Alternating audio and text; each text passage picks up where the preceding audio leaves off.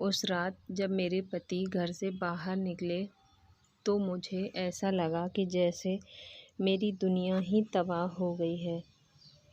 उस तबाही की आवाज़ कहीं सुनाई नहीं दी। उसकी वजह एक भयानक चुप्पी ने ले ली। मैं अपनी 5 साल की बेटी के साथ खड़ी उन तस्वीरों और यादों को देख रही थी जो पिछले 10 साल में हमने साथ संजोए थे। मैंने कई बार उनसे बात करने की कोशिश की, लेकिन हर बार उन्होंने यही जवाब दिया कि हमारी शादी खत्म हो चुकी है। उन्होंने इसकी कोई वजह नहीं बताई, ना ही उन्हें इसका कोई पछतावा था। बाद में मुझे उनके दोस्तों के ज़रिए मालूम चला कि वे अपने साथ काम करने वाली एक महिला के साथ रिलेशनशिप में हैं। उन हालात को बयां करने के लिए चुप रह जाना कोई मुनासिब शब्द नहीं है। मैं अब और जीना नहीं चाहती थी। मैंने खूब सारी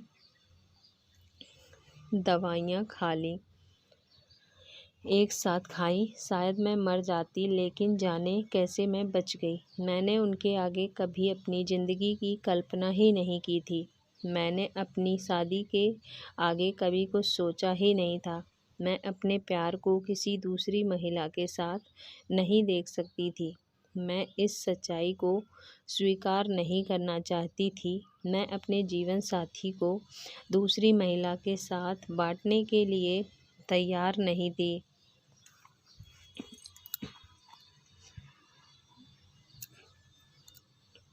मैं जलन और दुख से घिरी हुई थी।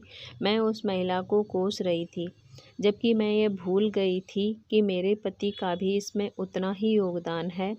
मैं यह भी समझ रही थी कि यह सब कुछ एक पल में नहीं हुआ।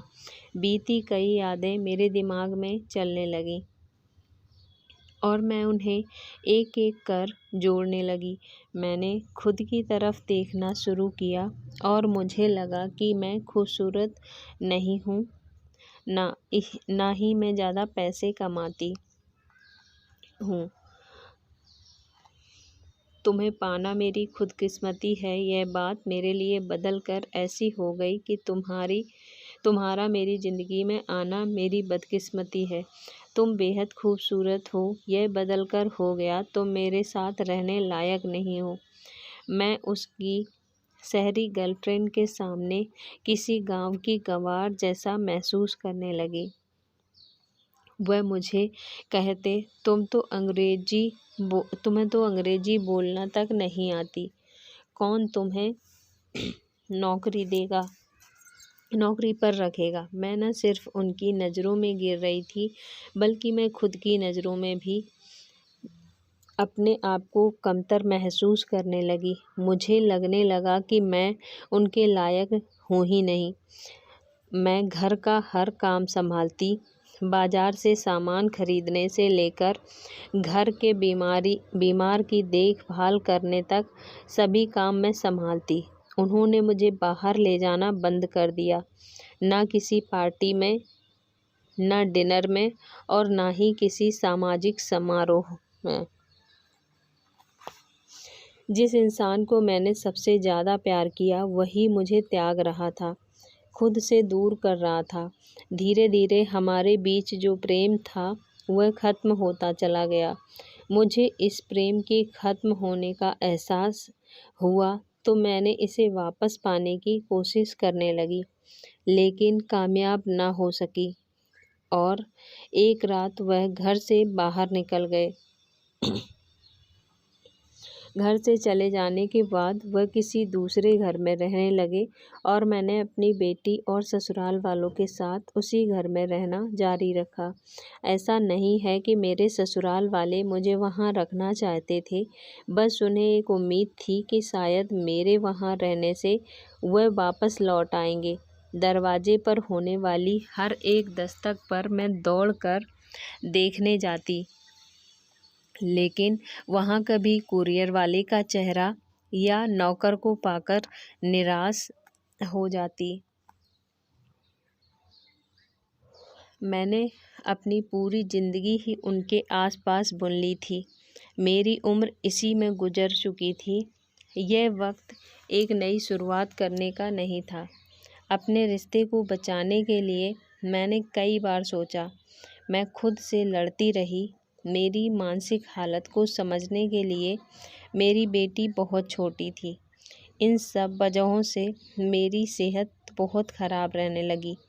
मैं चाहती थी कि उनके कंधे पर सिर रखकर आराम कर सकूं। मुझे उनकी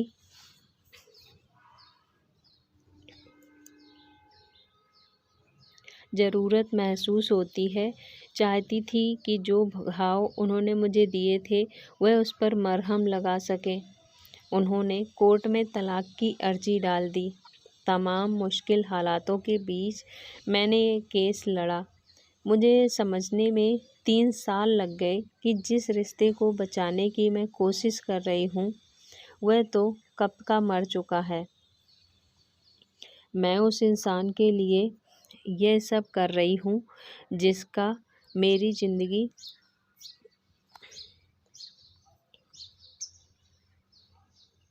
में कोई अस्तित्व ही नहीं है। अंत में मैं थक गई कोर्ट के चक्कर काटते काटते, वकीलों के सवालों के जवाब देते देते और कानूनी खर्चों को उठाते उठाते आखिरकार मैं आपसी सहमति से तलाक लेने के लिए तैयार हो गई। मैंने अपनी नई पहचान को स्वीकार कर लिया। तलाकशुदा एक ऐसा उपनाम जिसे हमारे रूढ़िवादी समाज में इज्जत के साथ नहीं देखा जाता। मैं उस वक्त 30 साल की थी। मेरे लिए सबसे पहली चुनौती एक नया घर खोजने की थी। मुझे कई सवालों का सामना करना पड़ा, जैसे तुम्हारे पति कहाँ हैं, वे क्या काम करते हैं। मैं इन सवालों के लिए तैयार नहीं थी। मैं दोबारा उन पुरानी कड़वी यादों में नहीं जाना चाहती थी। मेरी दोस्त ने मुझे इससे बाहर निकालने में मदद की।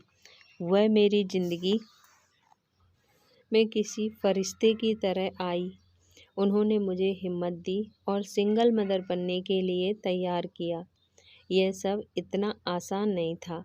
मेरे पति ने तलाक लेने के तुरंत बाद अपनी उस सहयोगी के साथ शादी कर ली। मैं जब भी उन्हें साथ देखती, मेरे घाव दोबारा हरे हो जाते। मैंने छोटी छोटी ट्रिप पर जाने लगी और नई यादों को संजोने के लिए तस्वीरें खींचने लगी और अपनी बेटी के साथ खुश रहने लगी। मैं एक बार फिर अपनी ज़िंदगी जीने लगी। मुझे अपनी ताकत का एहसास होने लगा और मैंने अपनी पढ़ाई पूरी कर ली।